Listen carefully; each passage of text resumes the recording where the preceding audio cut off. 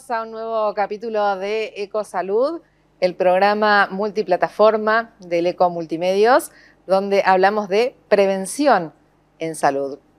El tema que nos ocupa hoy es rehabilitación del suelo pélvico, y por eso nos acompañan María José Sansalone y Natalia Vescovi, que son kinesiólogas especialistas en rehabilitación de suelo pélvico. ¿Cómo les va? Bienvenidas. Bueno, muchas gracias. No, a ustedes por ayudarnos con este tema, un tema muy poco conocido y que nos involucra a muchos en realidad, ¿no? En algún momento de la vida. Bueno, ¿cómo se define en principio qué es el suelo pélvico? Bueno, el piso pélvico, el suelo pélvico es un conjunto de músculos, fascias, ligamentos que forman y tapizan el piso de la pelvis ósea, ¿no? Y tiene funciones muy importantes. Tiene la función de sostener los órganos intrapélvicos, como son la vejiga, la vagina, el útero, el recto. Tiene una función muy importante esfinteriana, donde el piso pélvico tiene que ser capaz de contraerse para contener la orina en la vejiga, la materia fecal en el recto. Sí. Y tiene que ser capaz también de relajarse en el momento que nosotros lo decidamos, en el momento adecuado, para poder vaciar bien completamente la vejiga y el recto. ¿Todas esas funciones tienen? Sí, todas esas funciones y una función muy importante de apreciación sexual. Es el que da la sensibilidad y la apreciación sexual.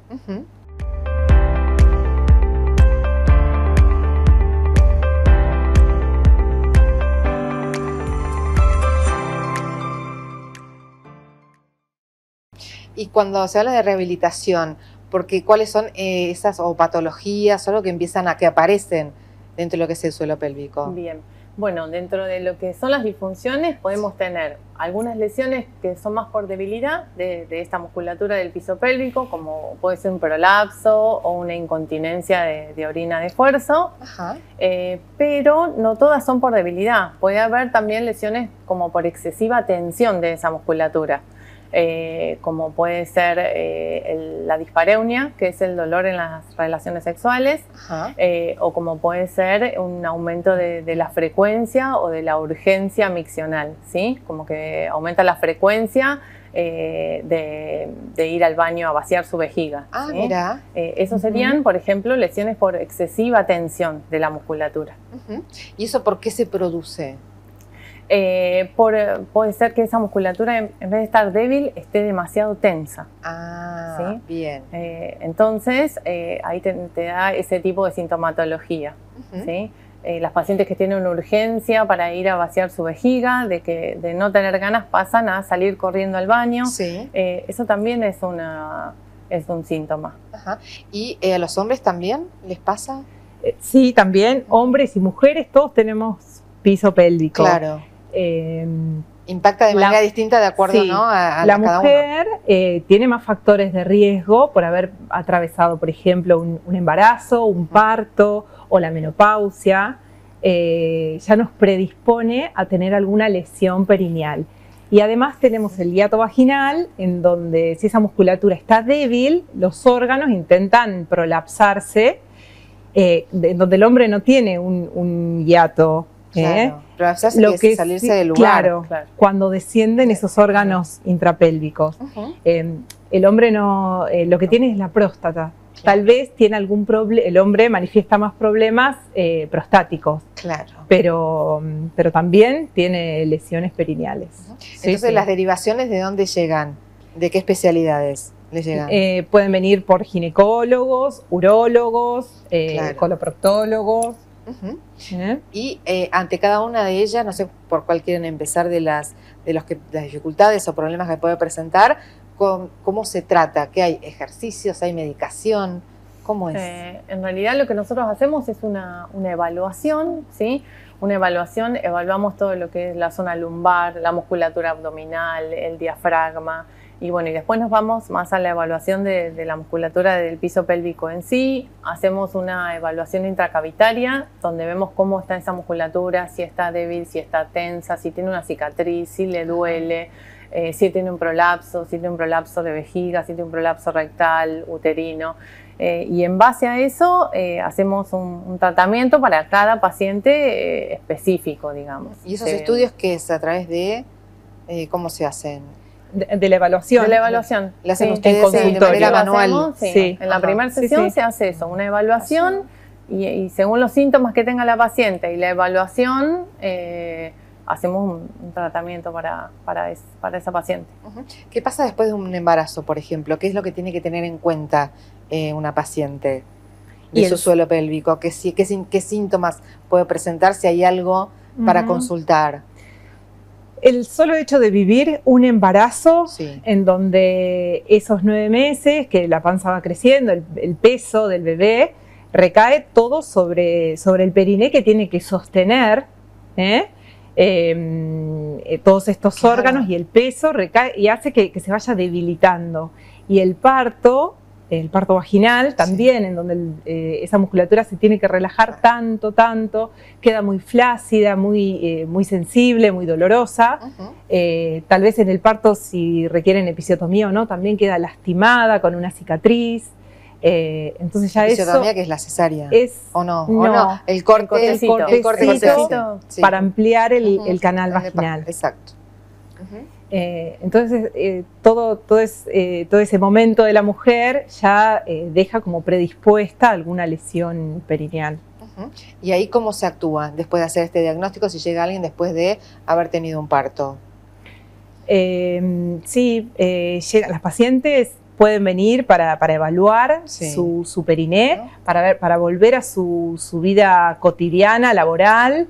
Tienen que hacer una evaluación para ver cómo ha quedado esa musculatura después de haber atravesado el embarazo y el parto. Y si hay una rehabilitación, ¿qué se indica? Y ahí vemos cómo está, por ejemplo, ¿qué posibilidades, si tiene debilidad. Por ejemplo, si la paciente siente que, no sé, tose o estornuda o salta o hace un esfuerzo y se le escapa la orina, eso indicaría, por ejemplo, una debilidad. Y entonces ahí damos ejercicios para fortalecer esa musculatura. Sí. Y además de ejercicios, se acompaña con cuidados posturales, ¿sí? La paciente tiene que tener una buena postura, ¿sí? Porque cuando uno tiene una mala postura, ese sobrepeso recae sobre el piso pélvico, ¿sí? Y después, bueno, una buena dieta, una alimentación saludable, evitar el sobrepeso, evitar la constipación. Tanto el sobrepeso como la constipación son como factores de riesgo que lesionan nuestro piso pélvico. Entonces, predisponen a la lesión. Entonces, bueno, todos esos cuidados son importantes. También usamos fisioterapia, electroestimulación, para poder fortalecer esa musculatura, además de los ejercicios que la indicamos. Hace, claro. ¿Qué es la fisioterapia? ¿Cómo se hace? Son los aparatos de fisioterapia que nosotros usamos. Usamos neuromodulación, biofeedback o electroestimulación para fortalecer esa musculatura. ¿Y hay tiempos de esta rehabilitación? ¿Depende de cada caso? Depende, sí. Depende de cada paciente, del tipo de lesión que tenga y de lo más importante es de cómo se comprometa la paciente con el tratamiento. Claro. De la adherencia que tenga el paciente con el tratamiento en sí. Porque uno, para cualquier tipo, ¿no?, de tratamiento, quiere que sea ya, ¿no? Y esto no es ya, me imagino, ¿no? Es todo un proceso, ¿no? Hasta llegar a refortalecer, ¿no? Sí. Por eso la importancia del compromiso. Sí. Como todo músculo, lleva su tiempo. No es que de la noche a la mañana el músculo se fortalece. O sea, lleva su tiempo y hay que trabajarlo. Y se presentan casos, más allá de lo que es un embarazo, después de un embarazo, de personas que por ahí no pueden contener, no sé, hacen ejercicio, no pueden contener, pero en la vida después, en el resto no. Digo, ¿hay situaciones que disparan? Sí, la incontinencia de orina la dividimos en incontinencia de orina de esfuerzo, que muchas veces al estornudar o al toser o al hacer algún esfuerzo en el gimnasio, por ejemplo, las pacientes manifiestan esa incontinencia. Y también puede ser la incontinencia de urgencia, en donde la paciente tiene como una necesidad imperiosa de salir corriendo al baño.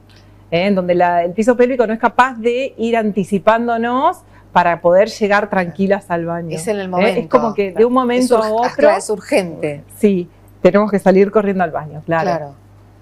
Y en ese caso también, ¿cómo se trabaja? ¿Lo mismo? Sí, también con hábitos saludables, con la fisioterapia, con la neuromodulación, con ejercicio de respiración, elongaciones, todo de acuerdo a la evaluación lo vamos llevando al tratamiento. ¿Hay cierto prurito o algo hasta llegar a la consulta? De decir ¿no? Tenemos así cierta incontinencia, pues uno dice incontinencia y por ahí lo liga a determinadas edades o adultos mayores, no por ahí en otras edades. Yo creo que ahora está mucho más abierto todo ese tema y las pacientes se animan más a consultar y por ahí, o sea, que está mucho más hablado, digamos. Qué bueno eso, ¿no? Porque a veces te da así como cierta cosita, ¿no? Hay pacientes y pacientes. A veces empezamos en la consulta y no nos cuentan todo y a medida que vamos llevando el tratamiento, ahí sí como que se van soltando. Depende también cada paciente. ¿Y con los hombres qué pasa? ¿Se acercan también a la consulta? Sí. ¿O cuesta más? Cuesta mucho más en el hombre. Nosotras nos especializamos en la parte femenina, entonces vemos todas mujeres. Nos han llegado algunos pacientes masculinos y los hemos atendido. Pero la verdad es que nos especializamos en la parte femenina. Claro. ¿Y qué pasa si no se consulta y uno confía, deja estar, ya va a pasar? ¿Qué puede pasar? ¿Se sigue debilitando? Sí, se sigue debilitando. Por ejemplo, si vos tenés un prolapso y no haces nada y no te cuidás y no conocés los factores de riesgo y no modificás hábitos, ese prolapso va avanzando. Y de un prolapso que por ahí, no sé, grado 1, 2, que se puede hacer una rehabilitación, terminás en un prolapso grado 3, 4, donde ya hay que hacer una cirugía, digamos. Cirugía para poder siempre, ¿no? Reubicar los órganos, claro. En los primeros estadios. En los primeros estadios se puede trabajar mucho mejor y sin ser algo tan invasivo. ¿Sí? Pensaba en esto también de no llegar a la consulta, que por ahí se restringen actividades. Me imagino una incontinencia urinaria que no querés salir de tu casa, por si te pasa, ¿no? Sí, sí. ¿También les hablan de esto? Sí, sí. O los viajes, tienen que viajar y ya es un problemón. Claro. Tener que estar tantas horas en el vehículo, viajando, sí, restringe muchísimo. ¿Y en qué instancia ustedes recomiendan esto de la consulta? ¿Ante qué primeros síntomas? El hecho de haber atravesado un parto, ya necesitamos una evaluación para ver cómo ha quedado esa musculatura para enfrentarnos al resto de nuestros quehaceres diarios. La menopausia también. La menopausia, sí. Y bueno, y después que ningún tipo de incontinencia es normal. No es que yo toso, estornudo, se me escapa una gotita y eso hasta ahí está bien. No. Ningún tipo de incontinencia es normal y eso así empieza y después, si uno lo va dejando, avanza, digamos. Es como acostumbrarse al dolor, ¿no? Que claro, si cierto dolor uno se acostumbra hasta que llegás y no das más, ¿no? Esto es lo mismo. Claro. Es como no hacerlo habitual, como que es algo que pasa, ¿no? Claro, no normalizarlo. Claro. ¿Y en edades están establecidos? ¿Hay preponderancia más en una edad que la otra? No, hay de todo. Bastante variado, sí. Hay de todo. Pero por ahí la menopausia es un momento en la vida de la mujer en donde se despiertan ciertos síntomas que o estaban ocultos o el mismo organismo iba compensándolos y cuando pasamos la menopausia, donde llega el momento de la menopausia, se despiertan y aparecen. Y en esto de cuando se ingresa a la menopausia, ¿qué síntomas por ahí aparecen que hay que tener en cuenta? Con la menopausia hay mucha, o sea, disminuyen el colágeno, la elastina, todas las fibras musculares se debilitan. Entonces eso te lleva a una debilidad. Si vos ya tenías un piso pélvico débil, esto te aumenta la debilidad y entonces tenés más síntomas o el prolapso aumenta o tenés más incontinencia. Claro. Es como un punto. Son como muchos cambios en esa etapa. Claro, sí. Y el músculo está formado por todos estos componentes que decía Nati, el colágeno, la elastina, estos músculos que sostienen a estos órganos se van debilitando. Claro. Y ahí quedan los síntomas. Y ahí aparecen los síntomas. Y cuando se llega a la consulta, ¿qué rol juega esto de la escucha al paciente, ¿no? Como algo mencionabas, María José, que por ahí en la charla no se dice todo y empiezan a aparecer otras cuestiones. Sí, y sí. La verdad que le dedicamos mucho tiempo a la paciente para que nos cuenten y que nos puedan hablar todo. La evaluación que contaba Nati es muy exhaustiva, hacemos una evaluación muy completa, preguntamos muchas cosas y vamos teniendo cada vez más confianza y las pacientes se van abriendo. ¿Lo emocional qué rol juega también esto de involucrarse en el tratamiento? Sí, es muy importante también, sí. Uno piensa, por ejemplo, en la menopausia, donde pasan muchas cuestiones no hormonales que también tienen que ver con lo emocional. ¿También se manifiesta? Sí, se manifiesta, sí. A veces las pacientes con una excesiva tensión también tienen tensión de su piso pélvico, las pacientes por ahí más nerviosas o que bruxan, o también eso se manifiesta en tensión en el piso pélvico. Y esta sequedad vaginal también de la menopausia genera dolores en las relaciones sexuales y es todo un cambio. Claro. Pero que se puede tratar. Sí, ¿no? Sí, se mejora un montón. Claro. Pensaba en esto del bruxismo y es esto de la tensión permanente, entonces, ¿no? Claro. Sí. En un piso pélvico una tensión permanente te da que empezás a ir a cada rato al baño, ¿sí? Lo normal sería ir al baño 7, 8 veces en el día. Hay pacientes que te dicen que van 20 veces en el día. Claro. A veces uno piensa que el exceso de tensión es un músculo fuerte y no es así. Un músculo que está tenso continuamente no es funcional. Entonces no puede cerrarse ni contener, ya sea la orina o gases del recto. Entonces, este exceso de tensión también hay que tratarlo. La debilidad, por supuesto, y el exceso de tensión. Claro, el tema es cómo se maneja eso de la tensión, que lo conocemos, lo decimos de estrés, ¿no? Sí. Claro, que deriva muchas patologías, pero en este caso, bueno, también está presente, ¿no? De esta rigidez o esta cuestión, ¿no? De estar todo el tiempo como en estado de alerta. Claro. ¿No? Sí. ¿Y qué recomiendan, María José, a las pacientes? ¿Que consulten? Sí, que consulten, que sean conscientes de su piso pélvico, que lo involucren un poco más en su día a día. Y ante cualquier duda o cualquier anormalidad que sientan, consulten a su ginecólogo o a sus kinesiólogos. Sí, que no se queden con el ya va a pasar, o bueno, ya voy a mejorar. Natalia, ¿tu mensaje? Que siempre hay algo que se puede hacer, ¿sí? Que trabajar desde lo preventivo es como lo mejor y lo más importante. A las pacientes embarazadas después del parto que hagan una evaluación, que no se queden con síntomas, que vean cómo quedó su piso pélvico y qué pueden hacer en ese momento como para no llegar después con el correr de los años a tener disfunciones. Exacto. ¿Por qué creen que no se difunde tanto o no está tan difundido el tema? ¿O no lo tenemos tan incorporado esto del piso pélvico? ¿Con qué tiene que ver? Es algo bastante nuevo igual. Sí. Es algo que se aborda. Sí. Por ejemplo, de rehabilitación de piso pélvico somos pocas kinesiólogas en la Argentina, digamos. En otros países está un poquito más avanzado. En España, por ahí, se conoce mucho más. Pero acá es algo relativamente nuevo. Porque de hecho son situaciones que habían pasado todo siempre, ¿no? Ahora se le pone un poco más el foco. Sí. Nos quedamos con eso. Consultar lo más temprano posible, esto como siempre, ¿no? Para no llegar en un estado tardío y que sepan que hay cosas para hacer. Sí, siempre podemos ayudarlas a las pacientes. Sí. Gracias. Gracias a vos. Gracias.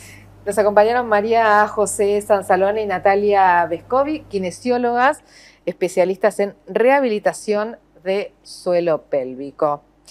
Nos reencontramos en un próximo capítulo de Ecosalud.